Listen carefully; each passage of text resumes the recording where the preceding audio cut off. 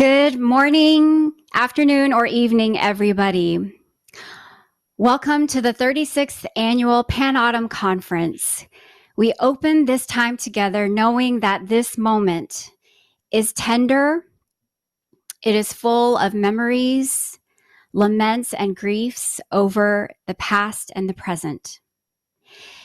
If you brought with you today a candle, let's light it together in remembrance of all those who came before us, all those who are here now, and all of those in the future as we join hands. Amen. Lord, we gather.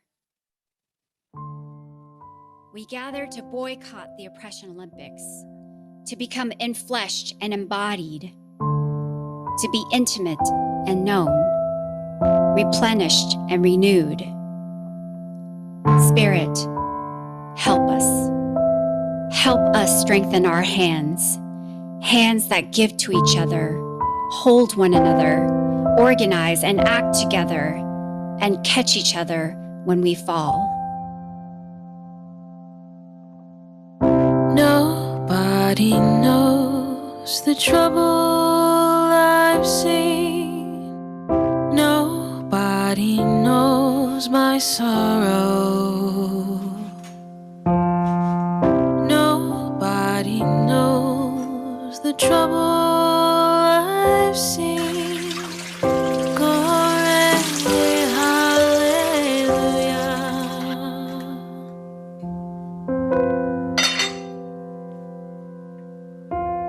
Nobody knows the trouble I've seen. Nobody knows but Jesus. Nobody knows the trouble I've seen. Glory, hallelujah. We pray for those currently left in the wake, the loved ones of Christina Yuna Lee, Michelle Alyssa Go, Ya Pen Ma, Gui Ying Ma, Hua Nguyen, and many that are still unnamed and unknown. Help us to stay enmeshed with one another, not just through our violences, but through the intimate knowledge of each other's hands at your table. Nobody knows the trouble I've seen. Nobody knows but Jesus. Oh, Jesus. Nobody knows the trouble I've seen. Glory, hallelujah.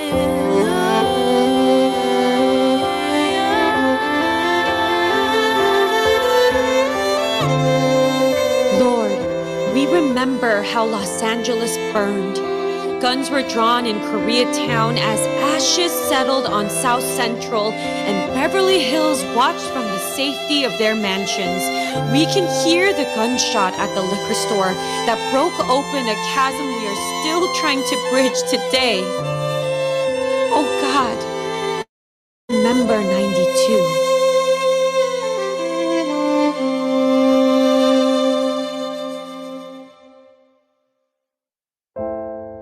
God, we told the world that we were dying and no one listened until 6 Asian women were killed in Atlanta.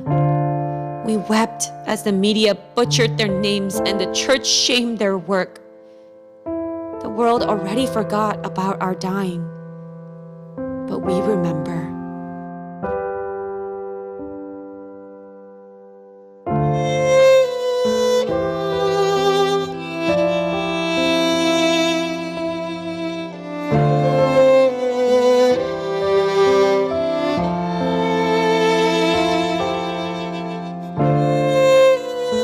Heal us now, O God.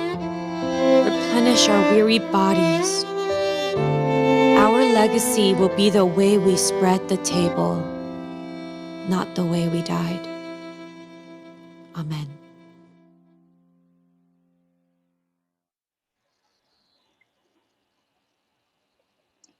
아리랑 아리랑 아라리요 아리랑 고개로 넘어간다 나를 버리고 가시는 님은 시비도 못 가서 발각난다 아리랑 아리랑 아라리요 아리랑 고개로 넘어간다 나를 버리고 가시는 님은 시기도 못 가서 발각난다 시기도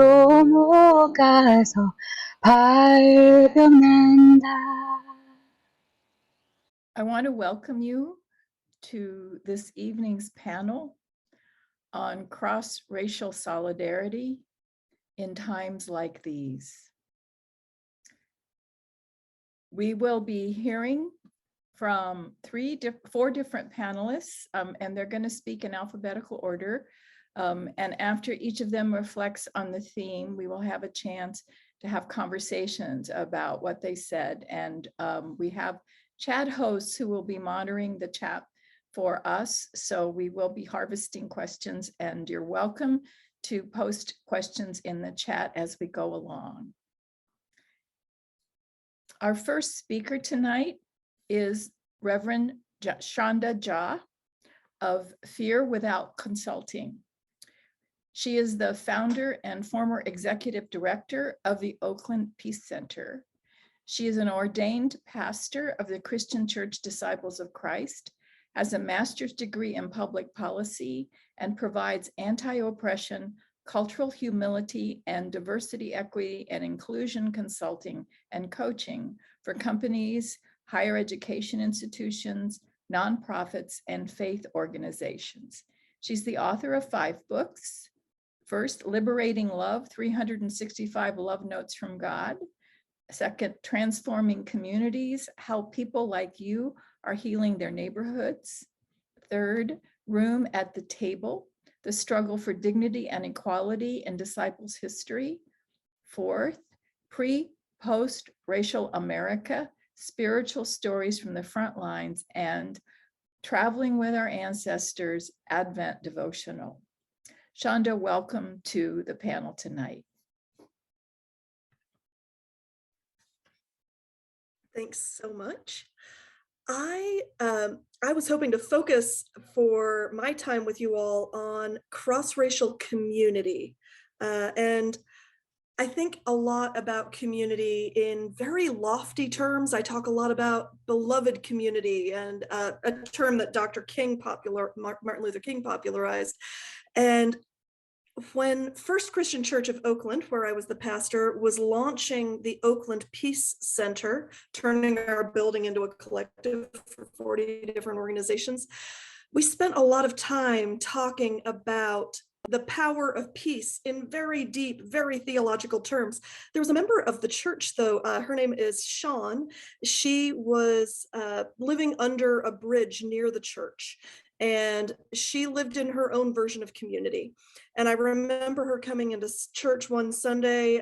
I think it was the Sunday we were voting on officially launching the Oakland Peace Center. And I said, "How are you doing, Sean?" And she said, "There's a guy who lives in my, in my group, and he made me so mad last night. I wanted to punch him." And then I thought, Pastor said we're not supposed to punch people.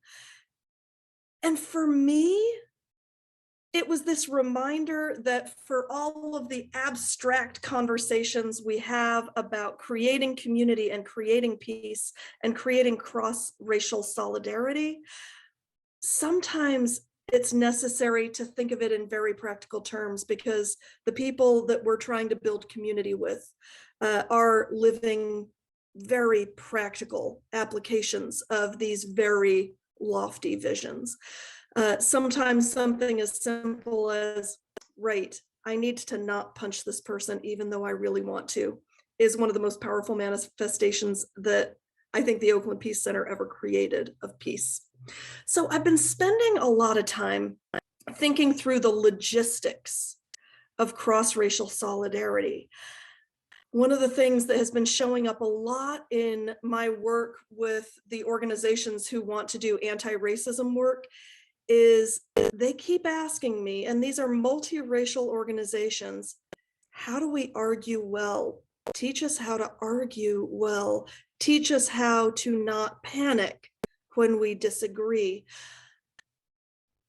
And for that to be part of where we start the work of cross-racial solidarity, how we build cross-racial community, seems like a really important starting place to me. I've been shocked by how simply saying we need to talk about where we differ can shift things in our community, especially when people are longing to feel heard. And so one of the big lessons that I've been privileged to experience, especially in the past year, has been learning from multiracial communities that they have a longing to figure out how to disagree with each other well in order to be community with each other. I've been reading a really incredible book recently called Care Work by Leah Lakshmi Pizza Samarasinha. And Leah makes a really powerful argument from a disability justice perspective that community and doing community well is not just about providing access. It's about a mindset related to how and why we provide access. Access is making sure that the person in a wheelchair gets a ride to the meeting. It's about the awareness that paratransit is inadequate for the needs of our disabled family, and that ends up being time consuming for them. Leah pushes us to think not just about what needs to be done, but why.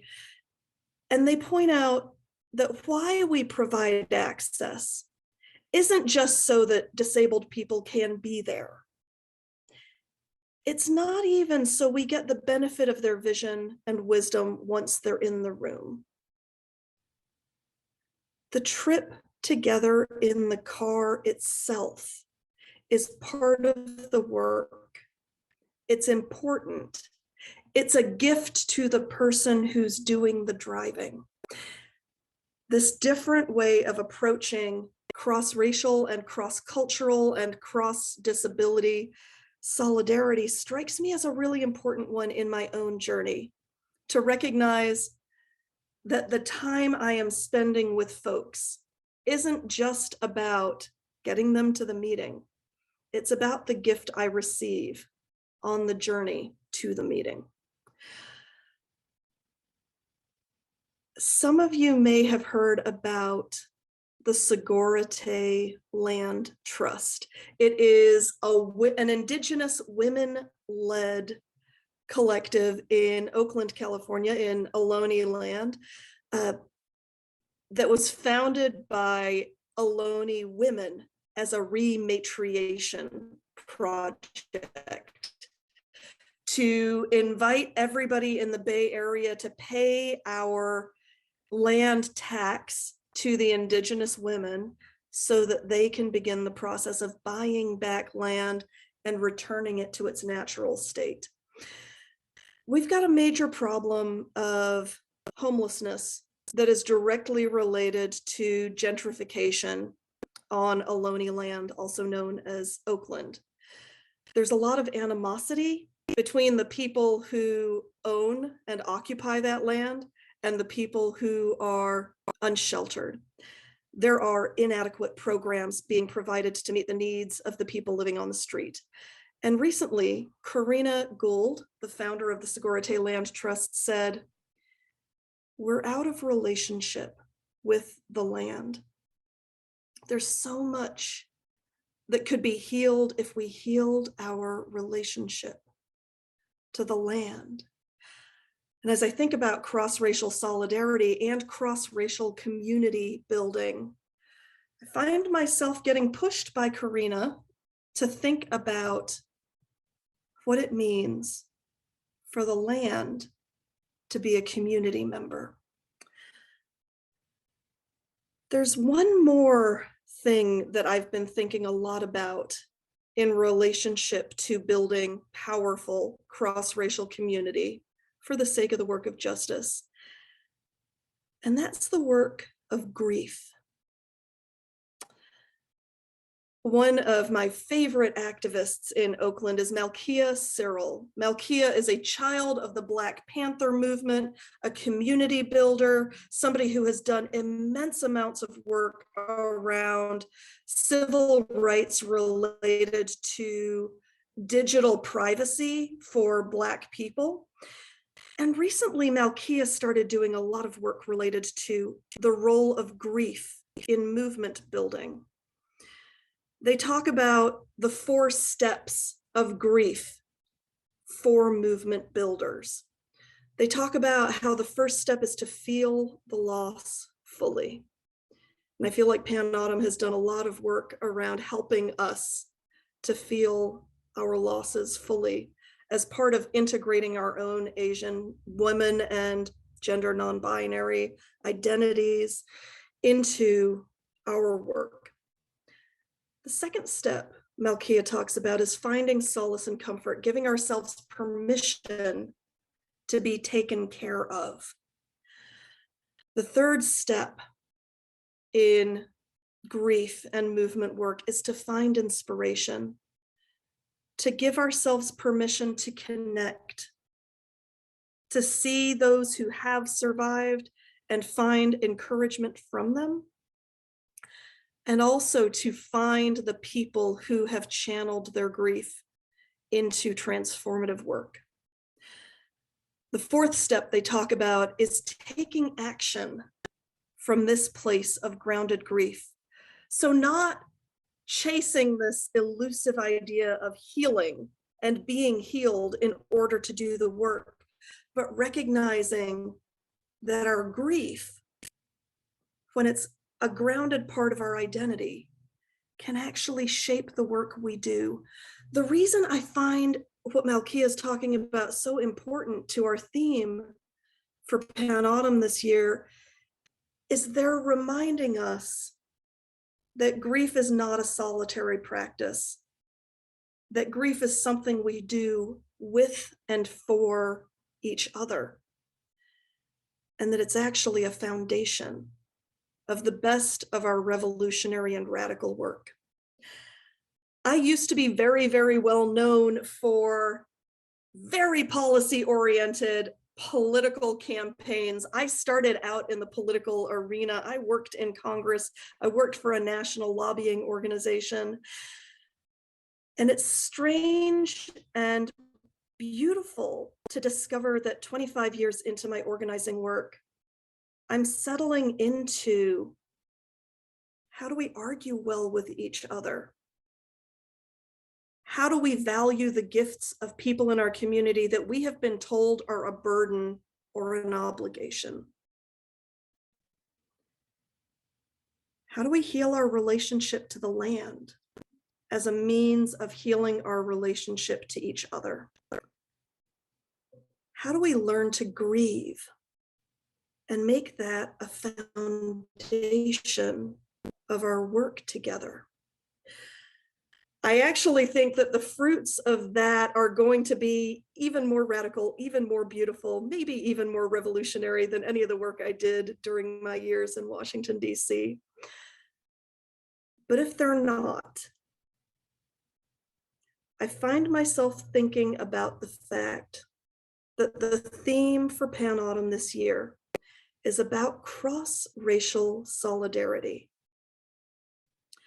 And I'm struck by how my teachers right now about how to do community well for the sake of revolution are Black, Asian, Indigenous, queer, disabled, women, and gender non-conforming people,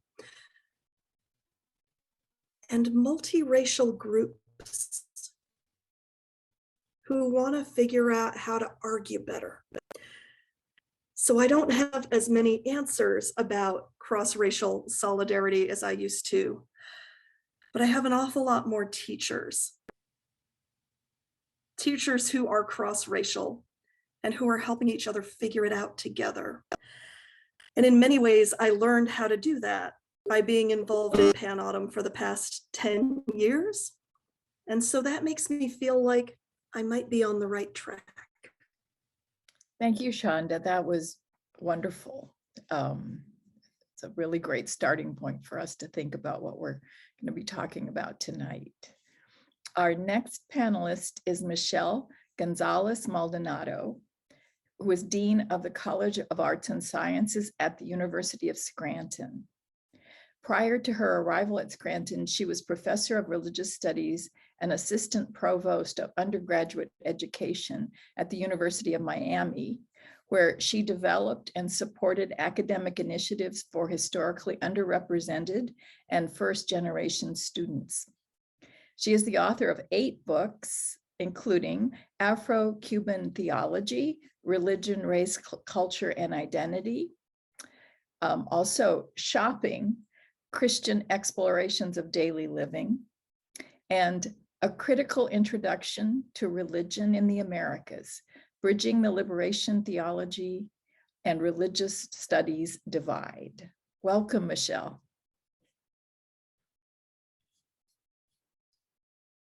Thank you very much. I'm going to apologize in advance. I have the runniest nose I've ever had in my life, I think. And so I'm going to try to make it through this without blowing my nose too much. And thank you for the invitation to speak and also to listen tonight and discuss.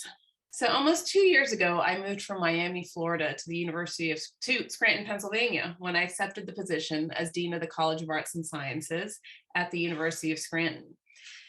This move not only impacted me, but also my family and all of my husband and my initial worries and concerns when making this decision about relocating our 2 teenage sons became increasingly underwhelming as we confronted the enormity of this radical life change in the midst of a global pandemic. We moved in June 2020. My children had left their school in March that year and never returned, and we did not say goodbye to the majority of the people we anticipated seeing before we embarked on this new chapter in life.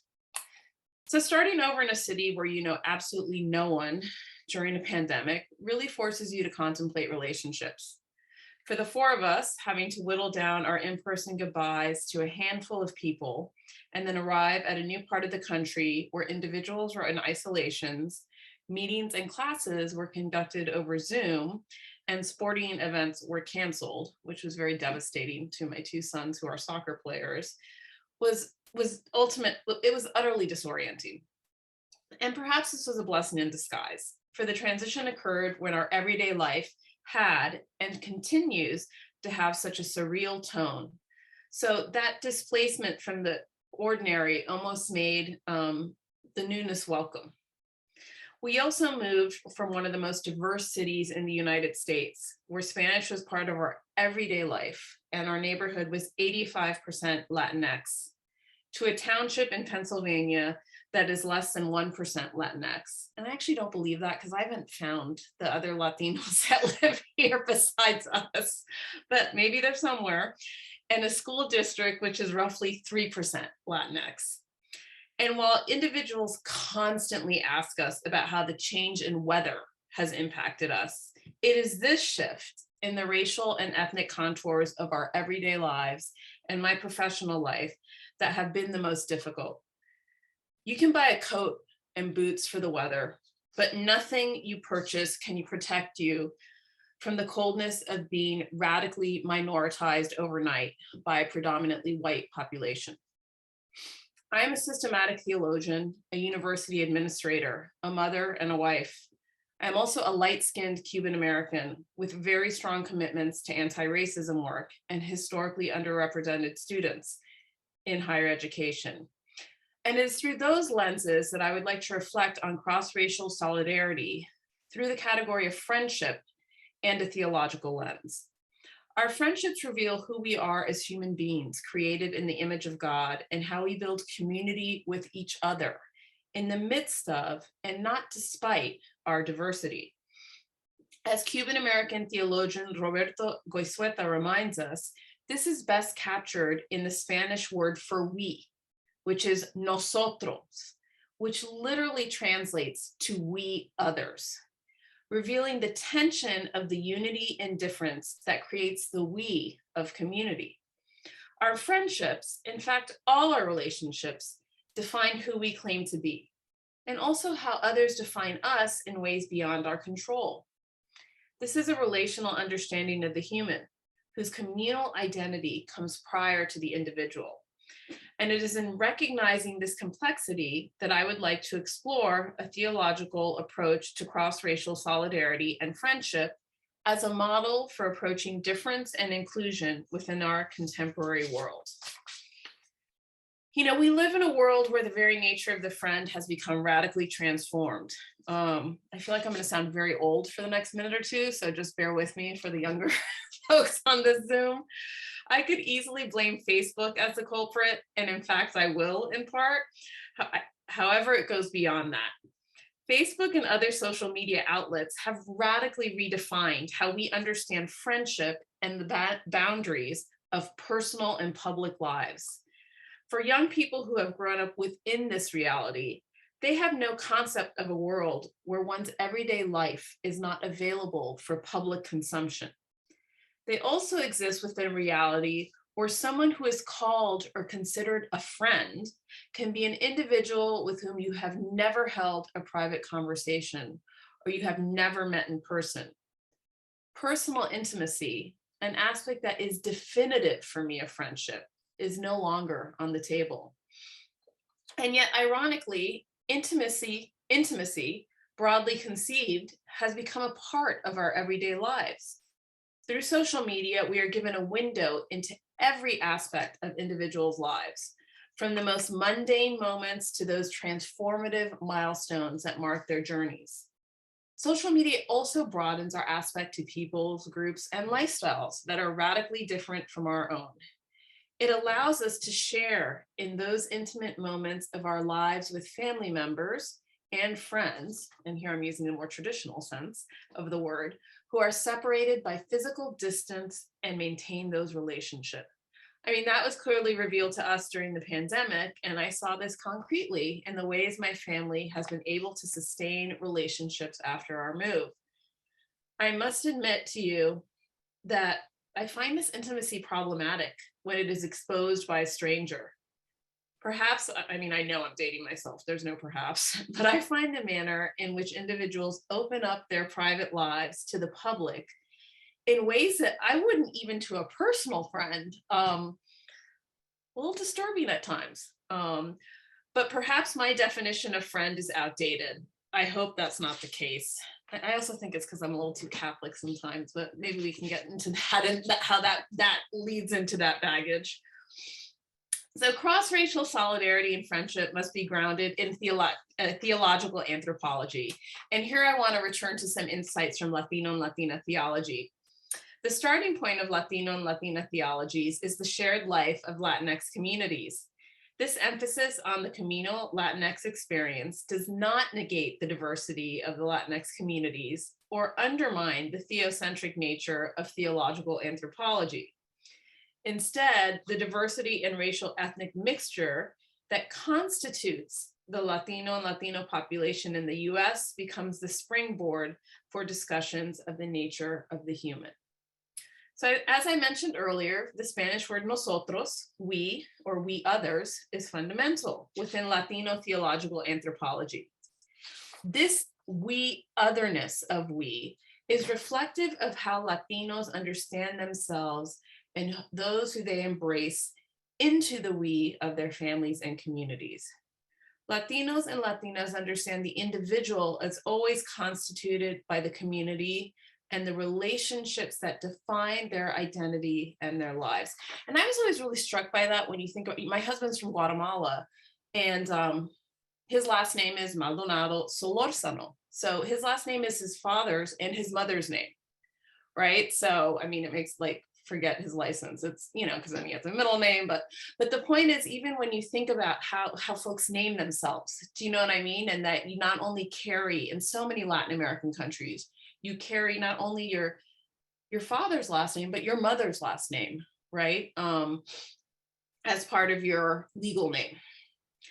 So the communal understanding of the human is very contrary to the individualism that defines the United States. The US is a nation that highlights the individual, I would say, at the expense of the community. And I mean, let's face it, we're sort of living that and have been for the past couple of years. Yet community is not always a choice. In addition to the communities that we are born into or willingly affiliate with, there are communities in which we are grouped by others that often are not an authentic reflection of our core identity and values. And that really has theological implications for not only how we understand our relationships with our institutions, our students, for those of us who are in higher education, our communities in an intercultural context, but it also contributes to how minoritized theologians as a whole in the US relate to each other. So since the earliest writing of Black, Latinx, Asian American, African, Asian, and Latin American theologians, there have been dialogues and collaborations among these groups. Within the US Theological Academy, minoritized theologians often come together to support each other's scholarship or offer a shared critique of the complexity of oppression in this country.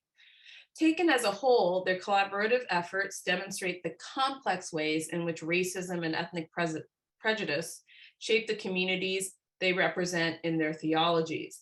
Also, their work reveals how minoritization can vary dramatically based on our class, gender, sexual identity, immigration status, and frankly, geographic location in the US.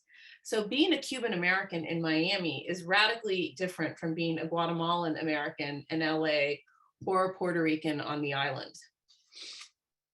So, and this is kind of like the meat of what I'm going to get into, and it's like my big and final point. So in spite of this important work, there exists a broad tension or lack of community that is still ever present in the dominant US ethos among minoritized populations. And while we can attempt to build as much coalitional work among us through our books, conferences, panels, research, and teaching, we also must question whether we are truly authentic collaborators, or dare I say, friends to each other. Of course, we have some wonderful examples of coalitional research.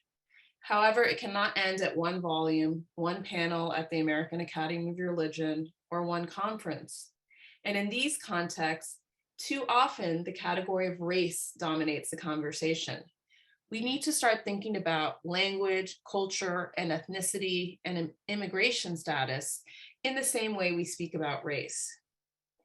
Another way of framing this is, are those scholars who I sit on panels with, publish articles with in books, and cite in my own research, are they my friends?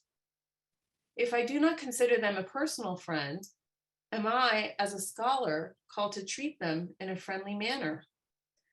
What does it mean to describe your academic colleague, who you do not know very well, as your friend? This is a challenging question for us academics, especially those who claim to be in solidarity with each other. It would seem that if we are working together for supposedly the same causes, then we should treat each other at the very least in a friendly manner. Yet too often this is not the case. Scholars are competitive, dismissive, and ignorant of each other's work. The categories of solidarity and friendship are challenging because they contain within them the element of choice.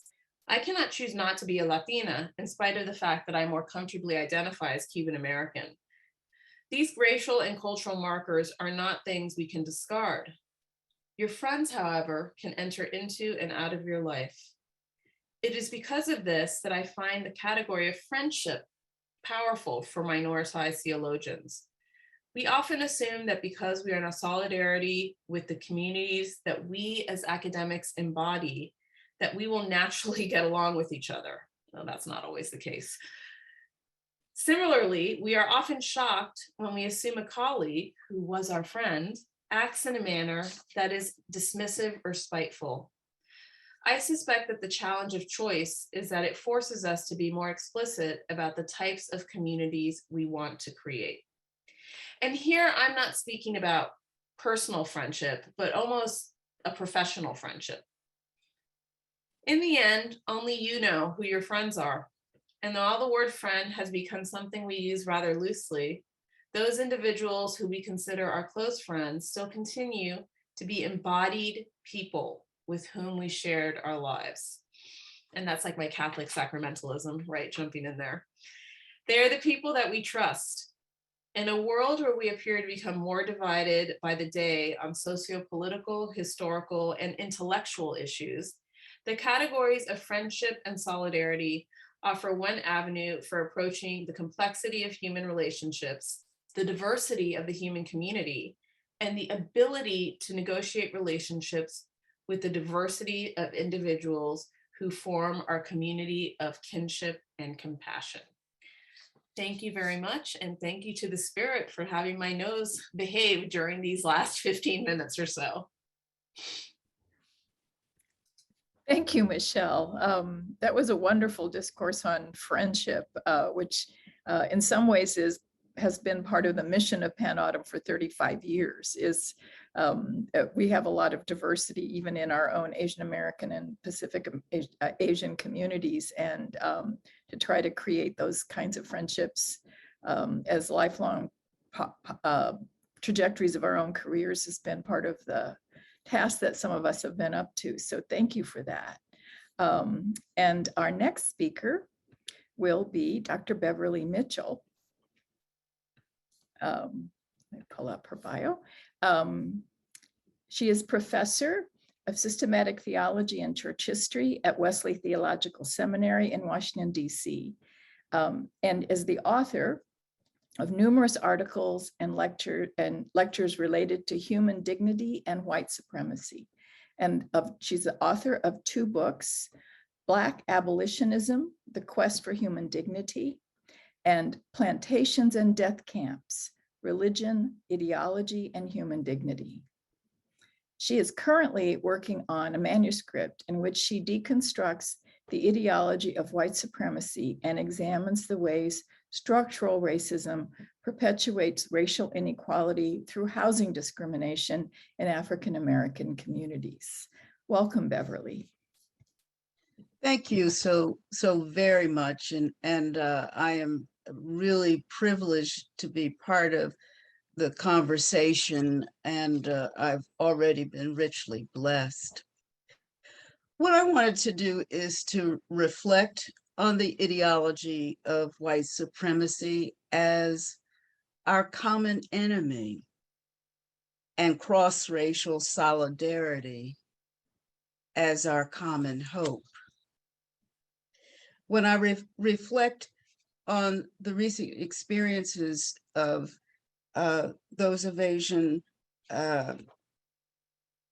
heritage, in light of what has been going on in the African American community, one of the insights that came to me had to do with common vulnerability.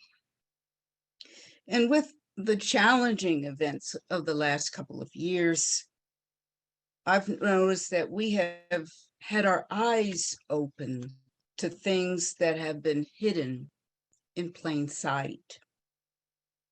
For instance, while Asian American racism certainly didn't start with COVID-19, the spread of the virus has prompted the rise of anti-Asian racism and xenophobia through the United States, with vandalism, bullying, maiming, assaulting the elderly, and the mass shooting, of course, of the innocent women only a year ago. Marginalized communities, including people of color, women, youth, LGBT people, lower income people, immigrants, and undocumented residents are vulnerable to the same growing threat of fear, othering, and violence that's occurring in our society at this time. We need to reverse this process, and we need an alliance of those who are committed to trespass the boundaries of differences. I concluded a long time ago that a necessary ingredient in the fight against racism was the joining in solidarity of communities which are most adversely impacted by this ideology, in an alliance in which participants recognize that we are all in this together, that white supremacy can be deadly, even for those who are classified as white. White supremacy is our common enemy. Frances Lee Ansley has described white supremacy as a political, economic, and cultural system in which whites overwhelmingly control power and material resources, where whether conscious or unconscious ideas of white superiority and entitlement are widespread, and relations of white dominance and non-white subordination are an ordinary daily occurrence. In other words, no major area of life is untouched by its reach. White supremacy and whiteness, that is the mindset that accompanies it, is the dominant and privileged identity that's socially constructed to justify conquest and slavery, and reified laws and policies, both historic and current, that ensure that white people benefit disproportionately from the benefits of society and are protected from more of its harms. Whether they acknowledge it or not, they have the presumptive edge by virtue of their color. And the corollary rings true that those who are visibly non-white will not. White supremacy pathologizes, homogenizes, erases not only differences within the racial group, but also denies the human complexity of the members of the lesser groups. And all of this, of course, amounts to dehumanization. White supremacy encompasses a wide range of actions, which can include both violent, racially hostile, extremist, and respected corporate and civic leaders. What ties the white extremist to the more mainstream member of the dominant caste is that seductive belief, whether it's expressed or unexpressed, in white superiority. And this belief, conscious or not, allows members of the dominant group to assume a posture of entitlement to determine who belongs where, whose lives are more valued, and who hoards the lion's share of opportunities and resources for themselves and their progeny at the expense of those who are not of their kind. Let me be clear that not every person classified as white thinks he or she is superior to the other races. And not even racialized groups are immune to participating in the othering of members of other racialized groups. All of us here have been born into a social order not of our making. When we fail to resist the instinct of othering and refuse to embrace the unity we have been given by our siblinghood as creatures made in the image of God, then we help perpetuate a social order in which the economic, social, cultural, and political systems function to support a deeply embedded racial hierarchy, which stubbornly persists either by intention, tacit agreement, or indifference. How can we sleep at night? Racialized groups tend to be pathologized, but the denial of the dignity and worth of every human being is the real pathology. The inability to embrace the diversity within the human family indicates a profound moral flaw. In the white racial frame that perceives social dominance as a justifiable way of being in society is also the real pathology. Opting for cross-racial coalitions is pragmatic. No one, even the powerful, can rest easily in such a context.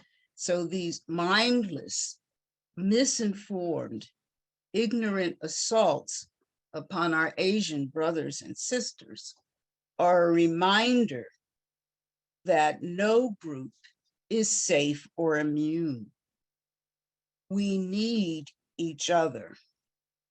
We need boundary pushers across multiple lines of human differences. However, political, social, and economic endeavors alone will be unable to resolve the spiritual dimension of this conflict. White supremacy has been tackled in various disciplines as a socio-political problem, and it is. I am also seeing a fair bit of discussion of the need for political solidarity in the face of white supremacy. However, I remain convinced that at its core, white supremacy is a profoundly spiritual, religious problem. And I fear that if we only think of cross-racial solidarity in political terms, we place ourselves at a disadvantage in the struggle to resist the grip that white supremacy has. I hope that in this space of women, men who are theologians and ministers, that we can deconstruct white supremacy in theological religious terms with freedom. Human dignity forms the basis of cross-racial solidarity and offers a theological ethical foundation upon which to deconstruct white supremacy. I say this because at its core, we are dealing with an ideology that denies the reality that we are all creatures made in the image of God, that having been gifted with that image, all of us have been blessed with dignity and have sacred worth that ethically commands us to view others, to treat others as we would want to be treated. Our humanness requires this from each other for a sense of communal equilibrium and well-being. Human to human, group to group, the ethical demand remains that we are to give respect and receive it indiscriminately Otherwise, ultimately, it will not go well for any of us in the long run. The ideology of white supremacy denies all of this. It denies that by virtue of human dignity, we are all siblings to each other.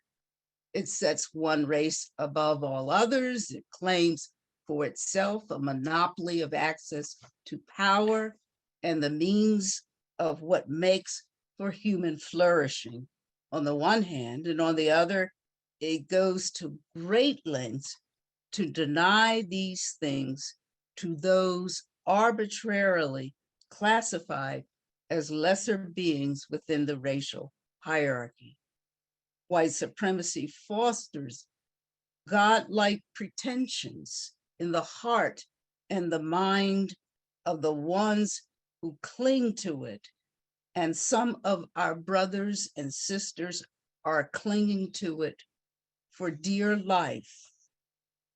White supremacy not only pathologizes, but also homogenizes and erases not only differences within the racial group, but also denies the full complexity of what makes each member of that group fully human.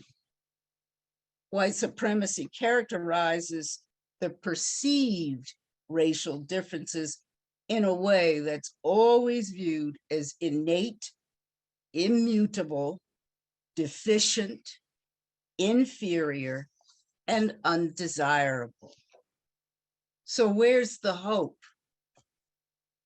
The explosion of protests following the murder of George Floyd, following the earlier murders of Breonna Taylor and Ahmaud Arbery, gave me a feeling of hope as I saw all kinds of people of different races, ages, social locations, protesting in solidarity against the inhumane treatment of unarmed Black and brown men, women, and children at the hands of law enforcement and their extra legal lackeys.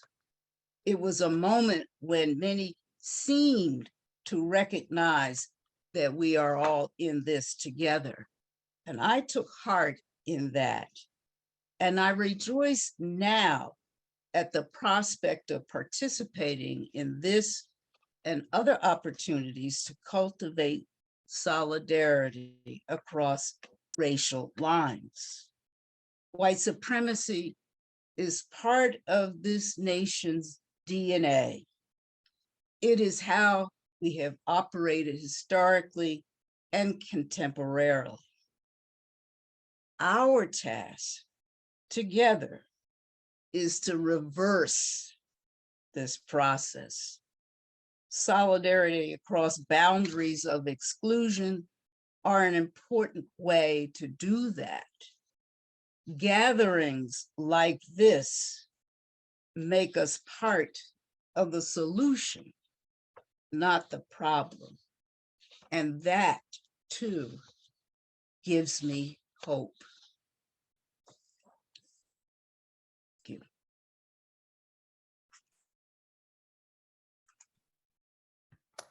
Thank you, Beverly. That was an important reminder of our common vulnerability to white supremacy, and also to remember the human dignity that is at the core of all the work we do together. So thank you very much for that.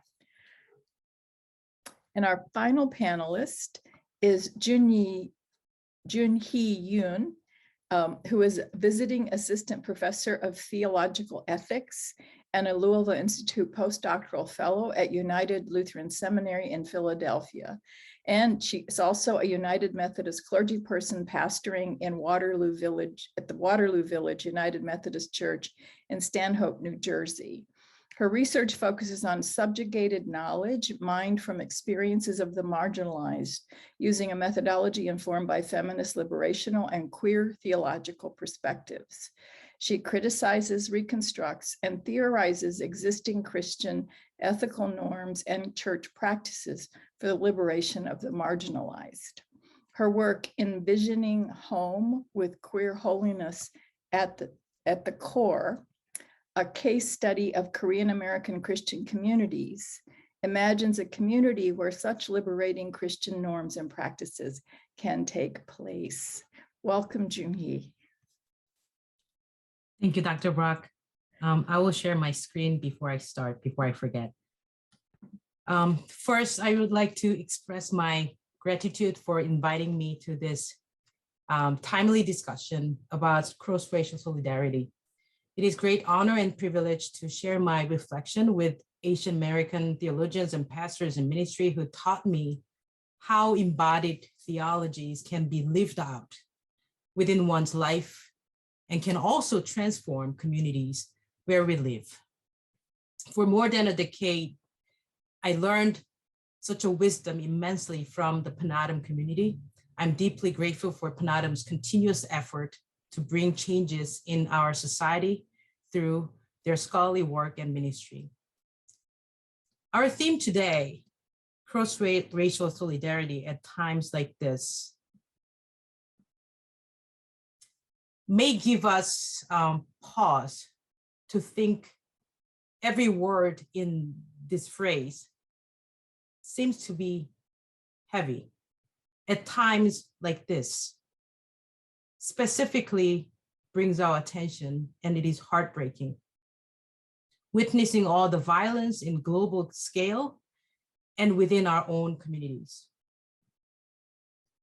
While all humanity in this world is dealing with the global pandemic, which does not discriminate any differences within human race, paradoxically, this same human predicament brought more division among us, especially as the discriminatory discourses were built into hate crimes and were threatening Asians and Asian Americans. As we were horrified by the war crime that made hundreds and thousands of people of Ukraine suffer from violence and death, we also witnessed racial discrimination at the borders of Ukraine toward those refugees who are not white Europeans, which demonstrated a horrifying reality.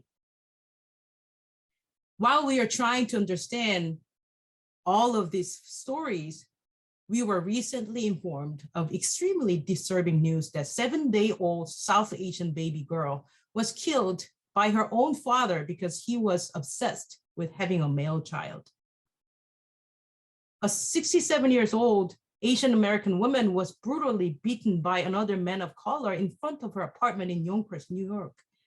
The man hit this lady 125 times and kicked her 7 times while he was clearly expressing statements of Asian hate and racial slurs.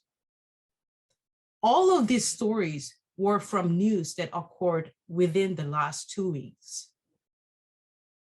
What does it mean to talk about cross-racial solidarity at times like this?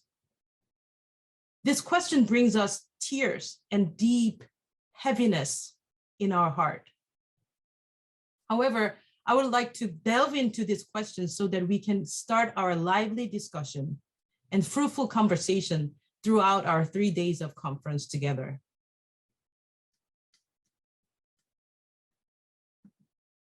So what does it mean to talk about this specific theme for the 2022 annual meeting of Panadim? As you already know, Panadim is an acronym of Pacific, Asian, and North American Asian Women in Theology and Ministry. It is long. Sometimes I need to write it down so that I can explain what it is. This long name shows how cautiously and delicately the name change was being made. From the original name, do you know what it was? It was Asian Women Theologians. From 1984, from the first meeting, and 1985 from the group first named and started evolving into Panadim. Regarding the evolution of the name Panadim, and the behind stories. We have founding members of PNADM here in this gathering. It will be a great chance for us to ask them when we have a chance during the conference, the behind story probably, right? PNADM, Pacific Asian North American Women in Theology and Ministry. First of all, the term Asian itself is difficult to simplify. Almost 30% of the Earth land area is the continent of Asia. 4.69 billion Asian people are there in the world, which is 60% of the world population. There are more than 30 different languages in the Asian continent. Asia is also a birthplace of 11 major religions. Given the fact that the term Asian cannot be even analyzed in a simple lecture, experiences of Asian women's various historical, political, sociological, and religious backgrounds are not to be able to be explained or understood in simple ways. My point is, and this is a good starting point of our discussion, the group PNADM from the beginning knew how to deal with the differences within. In other words, we are experts of this delicate concept of solidarity while acknowledging the differences within. Further good news is our feminist scholars and religious leaders across the racial ethnic differences left us great legacies about ways to understand solidarity. I will share 3 points that I found from the legacies that we can begin to examine in our conversation.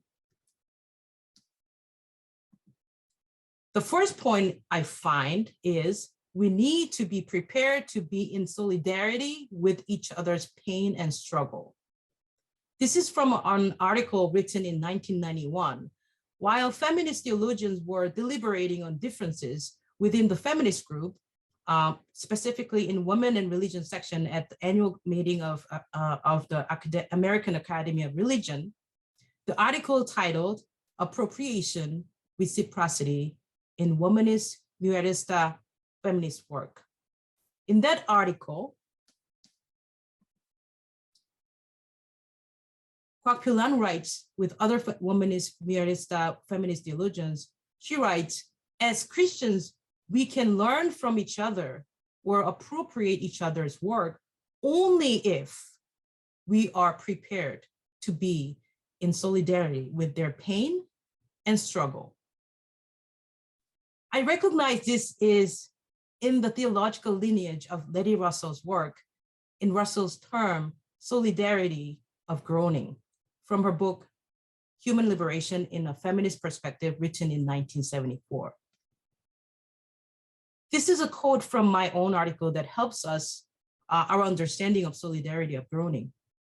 According to Russell, freedom can be different for each person or each community, depending on their situations. However, Russell finds that there can be solidarity of groaning among people who suffer under oppressive structures of society. These oppressive structures affect men, women, and the environment alike. But gender oppression, Russell says, is more complicated than other forms of oppression, such as economic, political, and racial oppression, since women are from various social, political, and racial backgrounds. She finds that examining the process of liberation of women within the Christian tradition can shed light on the possibility of solidarity of groaning.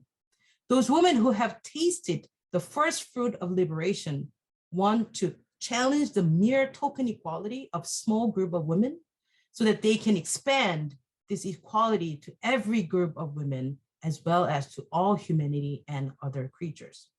Therefore, the meaning of solidarity has this meaning of participating in each other's pain and suffering.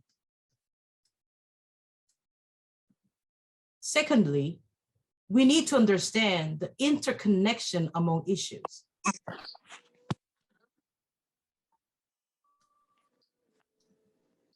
Ada Maria Isasidiaz, who coined the concept of Mujerista theology in her 1990 article, Solidarity, Love of Neighbor in the 1980s, provides the further meaning of this solidarity. Isasidiaz writes, solidarity is not a matter of agreeing with, of being supportive of liking, or of being inspired by the cause of a group of people. Though all this might be a part of solidarity, solidarity goes beyond all of them. Solidarity has to do with understanding the interconnection among issues and the cohesiveness that needs to exist among the communities of struggle. Acknowledging the fact that the Kimberly Crenshaw's concept of intersectionality was coined in 1989, these women, feminist scholars, were heading to similar direction with their efforts to analyze and find the solution toward human liberation. Isasi Diaz continues to write, solidarity moves away from the false notion of disinterest, of doing for others in an altruistic fashion.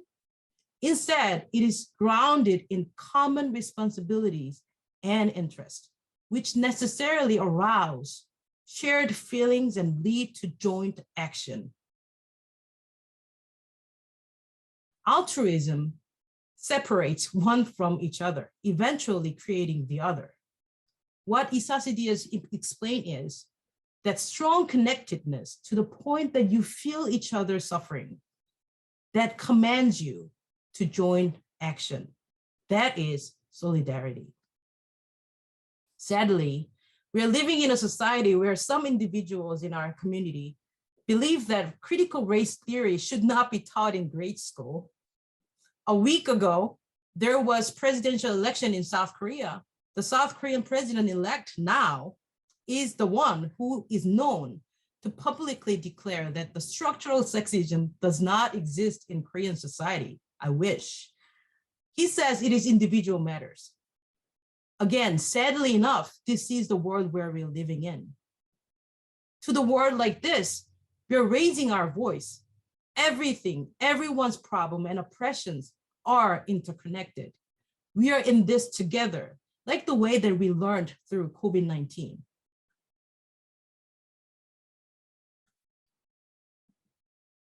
Third, we need to continue to do our task while remembering that living on the margin is never lonely. This third point that I want to emphasize is rather providing us hopeful vision. In the article that I shared, Kwak Pilan also writes in this article, living on the margin is never lonely.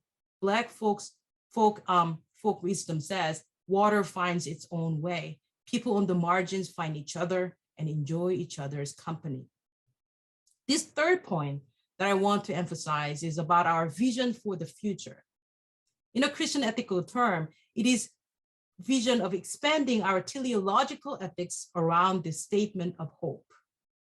However, we need to remind ourselves to move toward this direction in order for us to transform our lonely place of being on the margins into the powerful place of finding each other, enjoying each other's company. We need to seriously work within our own selves. We need to try see those people who did not have voice within our own communities. Did we give enough attention to those people with differences within our own selves? I myself, as first-generation Korean-American lesbian Christian woman who was born and raised in Korea and continued my study in the US and eventually became a Korean-American, I know what it entails to live a life as a person who may be living on the margins. The loneliness is excruciating, especially when your own home community, Korean-American Christian community, does not accept you as who you are or denies sheer existence of LGBTQ people within them. I ask myself and others, in what ways can these Christian communities find its way to recognize and reconcile with the differences within their own self? During this COVID-19 pandemic, as I witnessed rising consciousness of racial justice within Asian American Christians in the US, I saw a glimpse of hope. As Asian Americans in the North American context have been dealing with this long-lasting pressure of living up to the model minority. The model minority myth misguided us to think that we will be okay as long as we put our heads down and don't make any problem. Hardworking, sending kids to good school to make them get into the upper rung of the power structure, model minority myth allured us to perpetuate the institutionalized racism. While we were witnessing Asian hate crimes during the pandemic, those Asian American Christian groups who were previously rather quiet about racial justice came to raise their voice. In each of the major cities in the US, I saw many mainline church leaders and pastors came out to the public square and then talk about Christian social justice, particularly racial justice. I felt this change is so right and timely. They're talking about solidarity with other racial and ethnic groups. In their rhetoric, I heard they're yearning for a home where everyone should feel safe and welcomed. They finally recognized that the model minority myth does not work for anyone's safety. I saw a Christian leader from a conservative group raising her voice to criticize systematic racism, saying, "Nobody is free until everyone is free. We need to lift up our heads and then get in a good trouble." I was shocked. In their roundtable discussion, our mainline conservative Christian brothers and sisters were finally talking about Black liberation theology. I was shocked. I was so happy to see these changes in our fellow Asian American Christians. I could not believe how close they are to this door of solidarity. I welcome these positive changes within us. Yes, we as Asian American Christians can improve the larger community and have the agency to collaborate with other people of color as we move together toward human liberation. Now I'm asking, where do we go from here? As a person who has been contemplating, theorizing intersectional issues for years, I would like to ask, are we ready to acknowledge the intersectional experiences of our own people within our own community? More specifically, I would like to ask whether we are ready to recognize and embrace our own Asian American Pacific Islanders on the margins within our own home community. LGBTQ individuals, adoptees, interracial Asian American individuals outside of the normative Asian understanding of family, mentally and physically challenged members of our own community. Solidarity binds us together in our ability to participate in each other's pain and suffering. The solidarity, of course, needs to be cross-racial. And this solidarity also needs to provide the mirror that one can reflect on one's own self that is silencing people within our own group. What binds us together in solidarity starts from within. When we truly feel each other's pain and struggle, like water finds its own way, people on the margins will find each other and enjoy each other's company. That is what I dream of. Thank you. Thank you, JuneHee. Thank you for ending with that wonderful dream of what we need. So thank you very much. So thanks everyone for attending, and the panelists again for great presentations.